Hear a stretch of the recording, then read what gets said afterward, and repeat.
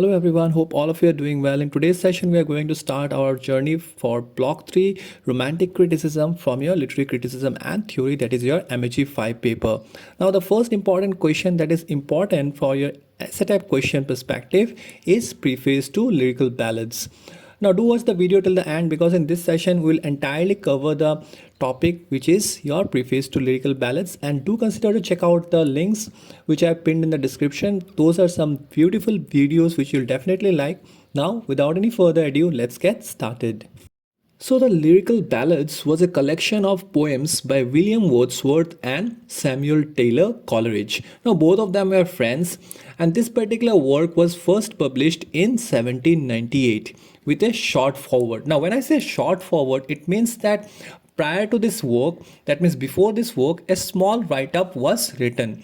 Okay, now this particular work, that is the Lyrical Ballads, also marks the beginning of Romantic Age. The final volume of the Lyrical Ballads was published in 1802 with a revised and expanded preface. Now this particular thing you have to understand that in those period what happened is that once a particular work was published, like in this case the Lyrical Ballads was published first in 1798, and after that the final volume was again published in 1802 with a revised and expanded preface. Now in this session we are going to discuss about this preface. All right, preface means the initial part where the writer or the poet writes about the critical points about the poems, collection of poems that he is going to put forward for the viewers or the readers.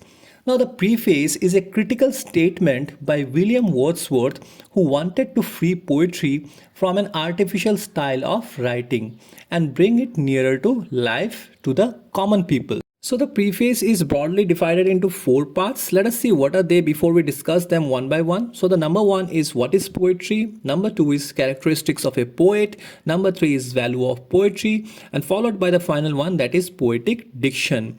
Now let us first of all discuss what is poetry. Now poetry, in case of poetry, William Wordsworth has defined it as spontaneous overflow of powerful feelings, okay, recollected in tranquility.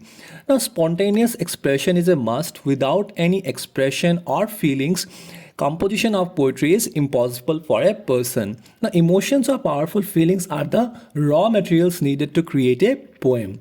The poet should write after long reflections in peace when the emotions have become ripe. Now, this particular point is also very important.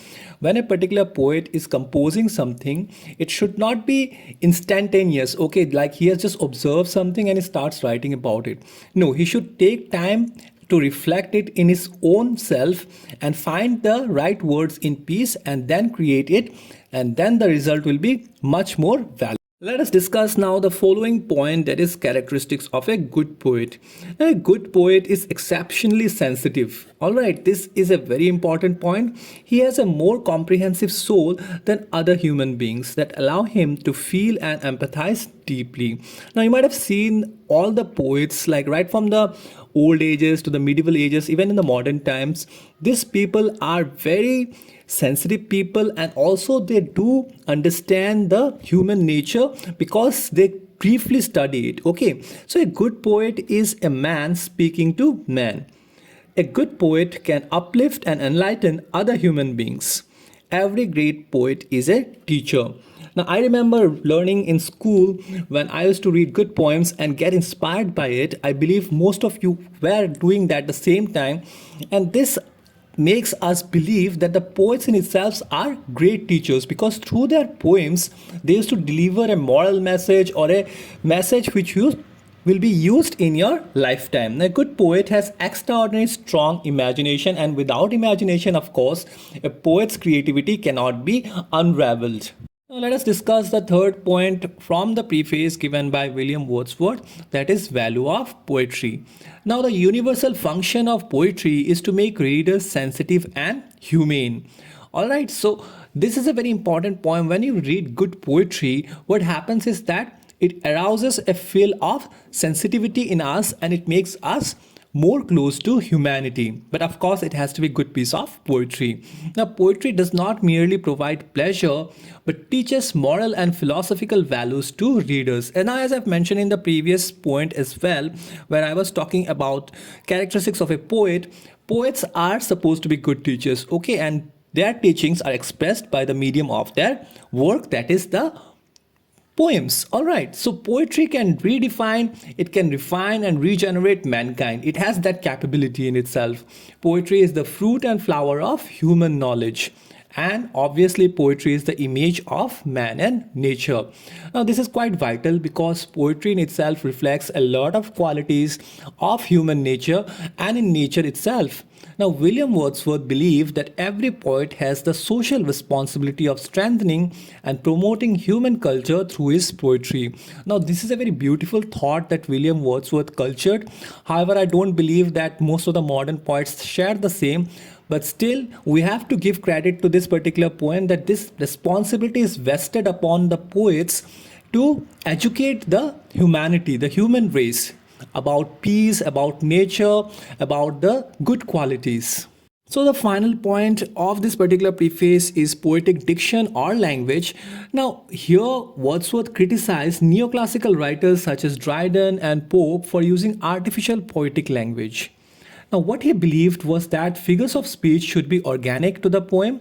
They should not be added like ornaments. Alright, now with this, what I'm trying to make you understand is that Wordsworth also believed and said that he will use the language of common man in his poetry, especially rustics, as the language is most natural. I'll come to that point again. Now, Wordsworth also said that there cannot be any essential difference between the language of prose and poem. Now, basically in poetic diction, what Wordsworth was trying to imply was that the language used in a particular poem should be understandable to general public. Okay, it should not be, they should not, the poets should not word fancy words or like, artificial poetic language which only is understandable to the particular class of the society. It should be rather in such a way that every section of the society can understand it and can enjoy it. And Wordsworth specially believed that his poetry is in rustics. That means it is for the common general people. So this is the video, guys. I hope you had an insight regarding the topic, the preface to Lyrical Ballads, which is from your Block 3 Romantic Criticism of your Literary Criticism and Theory paper, of course, that is your MEG 5. In case if you have any other doubt regarding this particular topic, do feel free to comment in the comment section. I'll definitely try to address it. And yes, in the next session, we'll learn how Coleridge, that is the Samuel Taylor Coleridge, criticized William Wordsworth's views on poetic diction in his particular work, Biographia Literaria. Now this next session is also will be very important for your upcoming term and examination, so do not forget to watch that as well. And yes, do consider to join our some social community pages, the link of which I have given in the descriptions, and do not forget to check out the links of the beautiful narration videos of some wonderful stories on love, time travel, sacrifice and much more. Until we meet next time, God bless you and thank you all.